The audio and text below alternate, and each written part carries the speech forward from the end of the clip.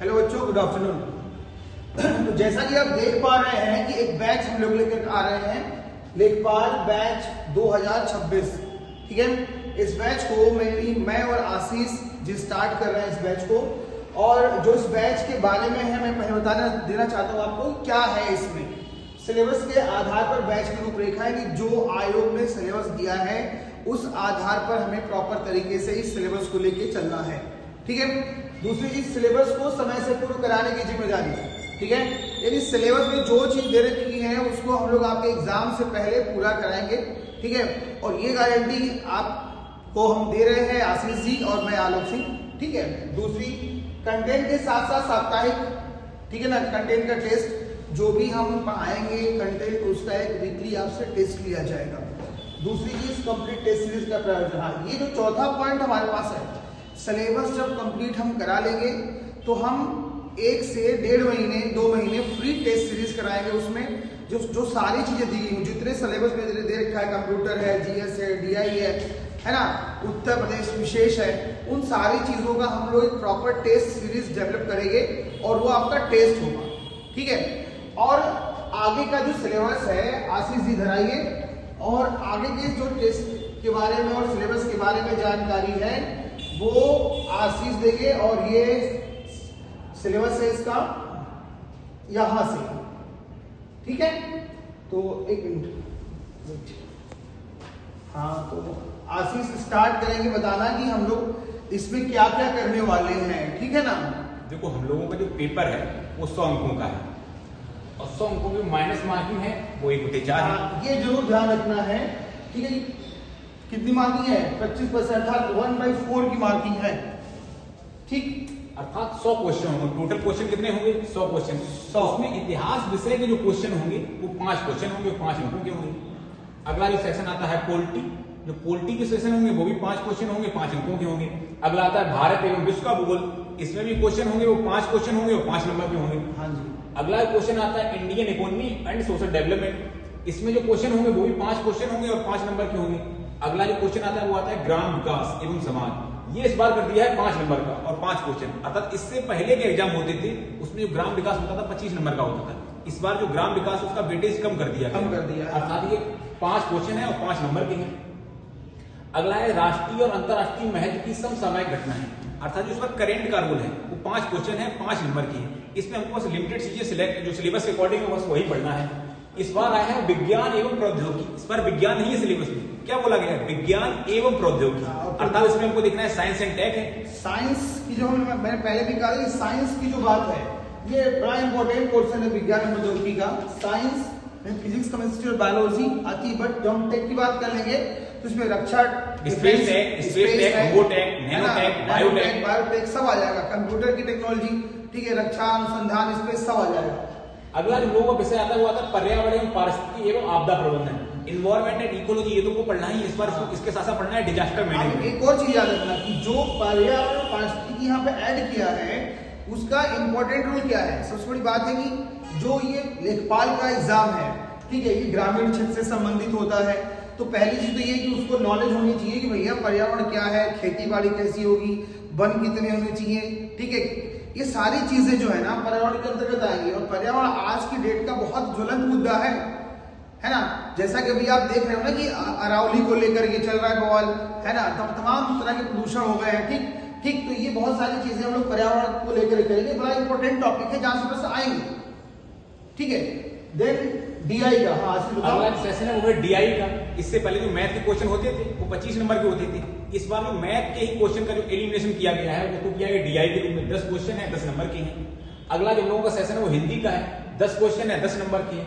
अगला आता है कंप्यूटर, 15 क्वेश्चन है, 15 नंबर के। और सबसे इस बार जो मोस्ट इंपोर्टेंट रोल है वो है उत्तर प्रदेश का, 20 क्वेश्चन 20 नंबर का, काफी इंपॉर्टेंट रोल है उत्तर प्रदेश का। अब सिलेबस को विस्तार से थोड़ा देखते हैं। एक मिनट, सिलेबस के विस्तार में जाने से पहले थोड़ा सा बड़ा कर लें, जिससे कि आपको दिखाई दे, थोड़ा सा ना साफ साफ दिख रहा है। पहला जो सेशन लोग का आता है वो इतिहास पढ़ना है, इतिहास एवं भारतीय राष्ट्रीय आंदोलन। अब इतिहास में हमको कौन सी जानकारी होनी चाहिए? सामाजिक इतिहास की जानकारी होनी चाहिए, सांस्कृतिक इतिहास की जानकारी होनी चाहिए, आर्थिक इतिहास की जानकारी होनी चाहिए और राजनीतिक इतिहास की जानकारी होनी चाहिए। अब भारतीय राष्ट्रीय आंदोलन को पढ़ना है, ये कहां से पढ़ना है? ये हमको 1857 से लेकर 1947 तक की जो कहानी है उसको हमको आराम से विगत वर्ष अच्छे से इस तरह से देखना है कि हम लोगों का जो ये सेशन है इसमें 5 में 5 नंबर आए, अर्थात एक भी नंबर हम लोगों का यहाँ से कट ना पाए। अगला हम लोगों का जो सेशन आता है वो आता है भारतीय राज्य व्यवस्था एवं भारतीय संविधान। अब राज्य व्यवस्था इसमें बोला है और संविधान पूछा गया है, तो संविधान में क्या बोला गया है? भारत में संवैधानिक विकास, अर्थात भारत में संविधान का जो विकास हुआ है वो कैसे हुआ है? 1773 से लेके 1947 तक, और संविधान जो लागू हुआ है 26 जनवरी 1950, इससे पहले 26 नवंबर 1949। जो भी पूरी कहानी है, जो पूरा संक्षिप्त सार है, उसको हम लोग को इसमें आराम से पढ़ना है। अगला बोला है भारतीय संविधान, इसमें वो संविधान नहीं देखना है, भारत का संविधान, भारतीय संविधान की जो कहानी है उसको हमको इसमें देखना है। अगला बोलता है भारतीय राजनीतिक व्यवस्था एवं शासन, हम लोगों को इसमें शासन देखना है, अर्थात गवर्नेंस देखनी है, संविधान के इतर हमको गवर्नेंस भी देखनी है। अगला बोला है पंचायती राज व्यवस्था, चूंकि हम लोगों का लेखपाल का एग्जाम दे रहे हैं, लेखपाल के एग्जाम में पंचायती राज व्यवस्था का विशेष योगदान होता है, तो पंचायती राज व्यवस्था को विशेष तरह से देखना है। अगला जो टॉपिक आता है वो आता है लोक नीति एवं आधिकारिक मुद्दे एवं सामुदायिक विकास संबंधी राजनीतिक प्रणाली का ज्ञान। ये बहुत इंपॉर्टेंट है। अपने सामुदायिक विकास में तुम्हारी जितनी अगर देखा जाएगी ग्रामीण विकास से संबंधित जो भी योजनाएं भी आएंगी वो भी आ जाएंगी इसमें, वो भी इस टॉपिक को करेंट के साथ इंक्लूड करके पढ़ना है। अगला हम लोगों का जो विषय आता है वो आता है भारत एवं विश्व का भूगोल। भारत के भूगोल के अंतर्गत हमको क्या पढ़ना है? सबसे पहले पढ़ना है भौतिक भूगोल, अगला पढ़ना है हमको सामाजिक भूगोल, अगला पढ़ना है आर्थिक भूगोल। इसके साथ अब हमको पढ़ना है भारत में कृषि पढ़ना है, भारत में बागवानी पढ़नी है, वानिकी पढ़नी है, पशुपालन पढ़ना है, जनसंख्या एवं नगरीकरण पढ़ना है, स्मार्ट सिटी, स्मार्ट एवं स्मार्ट विलेज। अब हमको इसके बाद पढ़ना है विश्व भूगोल की सामान्य जानकारी, अर्थात जो वर्ल्ड मैप का जो टॉपिक है वो पढ़ना है। ये बहुत इंपॉर्टेंट टॉपिक है, स्मार्ट सिटी और स्मार्ट विलेज। आज डेट में गवर्नमेंट का बड़ा अच्छा प्लान आया है स्मार्ट विलेज को लेकर के, सौर ऊर्जा पैनल लगवाना है ना, नालियां, सड़कें, इंटरलॉकिंग गलियां, फिर स्कूल, पंचायती राज व्यवस्था के संबंध में बहुत अच्छे आए हुए हैं, ठीक है ना। तो ये बड़ा इंपॉर्टेंट है, जैसे कानपुर अपना एक स्मार्ट सिटी है भैया, है ना। अगला हम लोग देखते हैं भारतीय अर्थव्यवस्था एवं सामाजिक विकास। इसमें इस बार सिलेबस में क्या बोला गया? अर्थव्यवस्था, वो भी भारतीय अर्थव्यवस्था। अर्थशास्त्र का नाम नहीं लिया गया था, तो अर्थशास्त्र नहीं पढ़ना है, अर्थव्यवस्था पढ़ना है, वो भी भारत की अर्थव्यवस्था एवं सामाजिक विकास वो हमको देखना है। इसके अंतर्गत हम लोग क्या देखेंगे? भारत में आर्थिक नियोजन, अर्थात जो भारत में योजना आयोग का निर्माण हुआ, जो कहानी थी हम लोग योजना आयोग वाली, वह पूरा देखना है। उसका उद्देश्य क्या था, उनकी उपलब्धियां क्या थी। बाद में जो नीति आयोग की जो निर्माण हुआ है उसकी वो कहानी देखनी, उसकी रूपरेखा समझनी है। सतत विकास लक्ष्य, अब इसमें सबसे इंपॉर्टेंट टॉपिक है वो है सतत विकास लक्ष्य। सतत विकास जो लक्ष्य हुए हैं, जो लक्ष्य 17 लक्ष्य हैं, उन लक्ष्यों को पढ़ना है, उनको आइडेंटिफिकेशन करना है, उसकी जो पूरी कहानी है उस कहानी को हमको समझना है। सतत विकास लक्ष्य क्या होते हैं?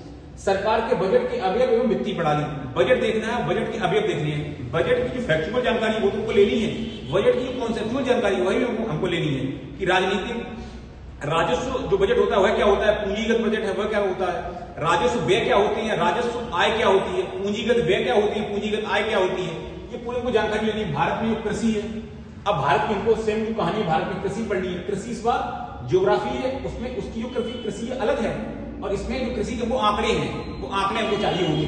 उद्योग को हमको जानकारी होनी चाहिए, व्यापार एवं वाणिज्य उसकी हमको जानकारी होनी चाहिए। भारत में स्वतंत्रता के पश्चात भूमि सुधार, भारत में जो भूमि सुधार की कहानी है, जैसे वह स्वतंत्रता के पश्चात क्या है वह अब जैसे भारत में भूमि सुधार, तो याद करो हमने जो लैंड कंसोलिडेशन एक्ट आए थे, जैसे सपोज करो जमींदारी व्यवस्था थी, रैयत वाली व्यवस्था थी, महाल वाली व्यवस्था थी, है ना।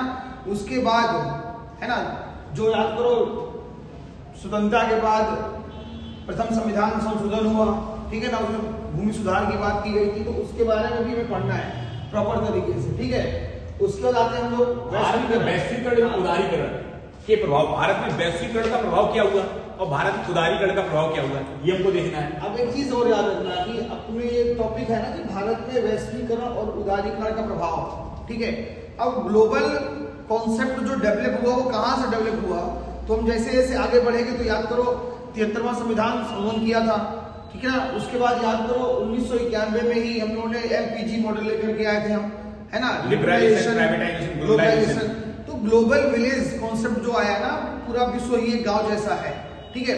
तो उसके बारे में कि ग्लोबलाइजेशन में हमारे पर क्या इम्पैक्ट हुआ, क्योंकि हमारी अर्थव्यवस्था ने बहुत सारे कंट्री के साथ कॉम्पीट किया, है ना। हमने अपने मार्केट खोले, हमने निर्यात बढ़ाया, ठीक है ना, हमने अन्य देशों से आयात भी किए, है ना, जो कृषि की चीजें थी, जो मशीनरी थी, उद्योग थे, उन सब का हम लोगों ने आयात किया, ठीक है। तो उसको लेकर के हमें देखना है कि वैश्वीकरण और उदारीकरण का प्रभाव, ठीक है। उसके बाद औद्योगिक नीति परिवर्तन, अभी दिल्ली पुलिस का पेपर हुआ है, तो औद्योगिक नीति से क्वेश्चन पूछे गए थे परसों, और बड़े अच्छे क्वेश्चन आए थे औद्योगिक नीति को लेकर के, ठीक है। उसके बाद आएंगे हम लोग आधारभूत संरचना, बेसिक इंफ्रास्ट्रक्चर है। हाँ। ऊर्जा का इंफ्रास्ट्रक्चर क्या है, बंदरगाह का इंफ्रास्ट्रक्चर क्या है, सड़क, विमान और जो रेलवे है, पोर्ट है, उनका इंफ्रास्ट्रक्चर क्या है। इन जो टॉपिक है ये फैक्चुअल टॉपिक है, इनको बहुत अच्छी तरह से समझना है। अगला इस बार आता है ग्राम समाज एवं विकास। इससे पहले जो हम लोगों का एग्जाम होता था उसमें जो ग्रामीण समाज एवं विकास था 25 नंबर का आता था। इस बार इसका जो रोल है वो 5 नंबर में कर दिया गया। इसके अंतर्गत हमको पढ़ना है सबसे पहले ग्राम विकास, वो भी भारत के संदर्भ में। अगला हमको देखना है ग्राम विकास का कार्यक्रम क्या है, ग्राम विकास उसकी योजनाएं क्या है, उनका प्रबंधन कैसे किया जाता है, ग्राम विकास की शोध प्रणालियां क्या हैं और उसमें योजनाएं हैं, उन योजनाओं को हमको देखना है। भूमि सुधार केंद्र के बारे में देखना है, राज्य सरकार की संबंधित योजना, अर्थात इसके अंतर्गत हमको केंद्र सरकार और राज्य सरकार की उन योजनाओं के बारे में, उन फैक्टर के बारे में, उन क्रियान्वयन के बारे में देखना है जो खासकर ग्राम विकास को लेकर समर्पित है। अगला हम लोगों का टॉपिक जो इसमें है, जो टॉपिक है वो है करंट का टॉपिक। करंट तो हम लोगों ने बोला ये साप्ताहिक करंट देखेंगे। हम लोगों का जो करंट का टारगेट होगा वो यह होगा कि सितंबर 2025 से लेके जब तक एग्जाम होगा उसके 1 महीना पहले तक की करंट है वो हम लोग मैगजीन के माध्यम से, जो विभिन्न जो हम लोगों की साइट होती है साइट के माध्यम से, न्यूज रिपोर्ट के माध्यम से, दैनिक जागरण हो गया, हिंदू पेपर हो गया, टाइम्स ऑफ इंडिया हो गया, इनके माध्यम से जो करंट फैक्टर है उन लोगों को हम लोग इसमें शामिल करेंगे। इसमें इस बार की पोर्शन है विज्ञान एवं प्रौद्योगिकी, अर्थात साइंस एंड टेक। साइंस का जिक्र नहीं है, साइंस एंड टेक। अब साइंस और टेक में हमको क्या पढ़ना है, जो साइंस और टेक है उसका विकास एवं राष्ट्रीय सुरक्षा में भारत की विज्ञान एवं प्रौद्योगिकी है। अगला इसी के अंतर्गत आपको देखना है अंतरिक्ष प्रौद्योगिकी क्या है, रक्षा प्रौद्योगिकी क्या है, ऊर्जा क्षेत्र प्रौद्योगिकी क्या है, नैनो क्षेत्र प्रौद्योगिकी क्या है, सूक्ष्म जीव विज्ञान अर्थात माइक्रोबायोलॉजी के अंतर्गत हमको देखना है प्रौद्योगिकी क्या है। कहने का मतलब ये है कि जो ये टेक्नोलॉजी की बात कर रहा है वो आज की डेट में हम सस्टेनेबल टेक्नोलॉजी, सस्टेनेबल डेवलपमेंट और सस्टेनेबल ऊर्जा की बात करते हैं, जैसे कि विंड पावर हो गया, सोलर पावर हो गया, हाइड्रो पावर हो गया, है ना।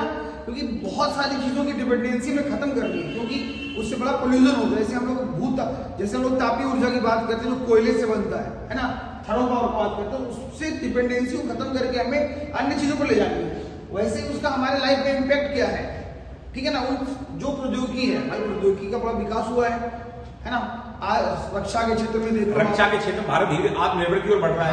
आत्मनिर्भर भारत रक्षा के जो ऑपरेटर्स हैं भारत स्वयं बनाने की कोशिश कर रहा है। इनकी जो भी कहानी है, जो भी संबंधित मुद्दे हैं, इनको हमको करंट से कोलेट करना है, इनको किसी किताब से पढ़ना ही है। लेकिन भारत ने इसी भी 2 दिन पहले भारत ने अपनी बाहुबली का भी नया जो अपना जो प्रक्षेपण वो भेजा है, तो ये पूरी जो कहानी है GSLV, PSLV, जो भी कहानी है और अच्छी से देखनी है। जो तेजस वगैरह इंडिया बेच रहा है, ब्रह्मोस बेच रहा है, हमारे इंपॉर्टेंट है काफी टॉपिक। इनको हम लोगों ने जो ट्रिक बनाई थी क्लास में वो थी पटना, पृथ्वी, अग्नि, त्रिशूल, नाग, आकाश। ये जो ट्रिक हम लोगों ने पढ़ना, तो हम लोग जो पढ़नी पढ़ेंगे वो ट्रिक के साथ पढ़ेंगे। अर्थात भारत ने जो इससे पहले अपना जो सेशन डेवलप किया था, अब उनको पढ़ना है पर्यावरण, पारिस्थितिकी एवं आपदा प्रबंधन। अर्थात पर्यावरण को पढ़ना ही है, उसके साथ साथ हमको पढ़ना है पारिस्थितिकी क्या होती है, आपदा प्रबंधन क्या होती है, आपदा प्रबंधन के बचाव क्या होते हैं, आपदा प्रबंधन खासकर इसके लिए भारत सरकार क्या काम कर रही है, उत्तर प्रदेश सरकार काम क्या कर रही है, लेखपाल की चूंकि वैकेंसी है तो इसमें लेखपाल का उद्देश्य क्या है, आपदा प्रबंधन को बचाने की। भाई जितनी भी चीजें हैं सूचित करना, सूखा पड़ गया, बाढ़ आ गई, है ना, फसल कहाँ नुकसान हो गई, किस किसान को क्या मांग है, किस किसान की क्या रिक्वायरमेंट है, वो सारी चीजें ही आ जाएंगी इसमें। अगला जिसमें टॉपिक आता है वो आता है DI का, डाटा इंटरप्रिटेशन का। पहले जो टॉपिक था ये आता था 25 नंबर का मैथ था, इस बार जो मैथ नहीं है तो DI इसमें शामिल कर दिया गया है। DI के माध्यम से हम लोग की जो भी टीम है उसमें मुख्य रूप से विकास पाठक सर है, वो DI वाला जो सेशन है वो अपना सेशन पूरा लेंगे, तो DI वाला है वो विकास पाठक सर पूरा लेंगे। अगला आता है सामान्य हिंदी। सामान्य हिंदी का जो योगदान है इसमें हमको इस बार पूरे नंबर चाहिए।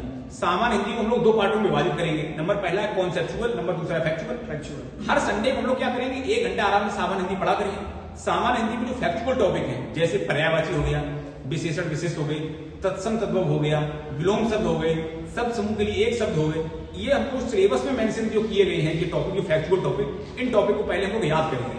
उसके बाद आराम से जो भी कॉन्सेप्चुअल टॉपिक है वो हम लोग आराम से हो जाएंगे।